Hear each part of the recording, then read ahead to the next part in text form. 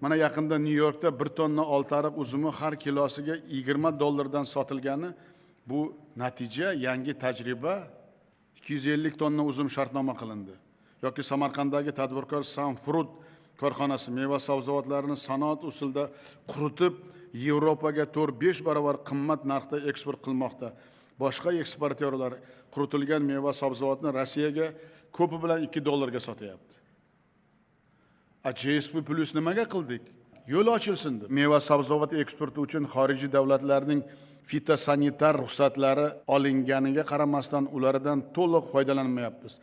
Masalan, Yaponiyaga 58 turdagi meva sabzavot fitosanitar ro'yxat olingani bilan 52 turi bo'yicha eksport mutlaqo bo'lmagan.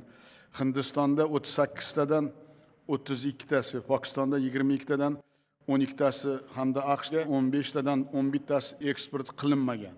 Ergashev nima uchun o'zi hududlarga yurib, bunday mahsulotlarni eksportini tashkil qilish bo'yicha hokimlarning investitsiya bo'yicha o'rinbosarlari bilan ishlamaydi?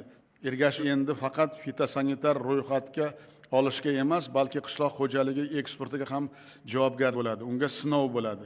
Buning uchun karantin tizimi, ish uslubi, yondashuvlarini to'liq o'zgartirib, 1 oyda qaror beradi.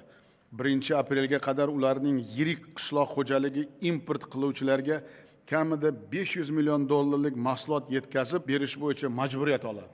Yil davomida hududlarga yurib, meva sabzavot yetishtiruvchilarga va mingta yirik eksportchi korxonalarga xorijiy bozor talablarini o'rgatadi. Mahsulotni daladan yig'ishtirib, chet eldagi iste'molchilarga yetkazib berishgacha bo'lgan barcha jarayonlarni o'zi tashkillashtiradi.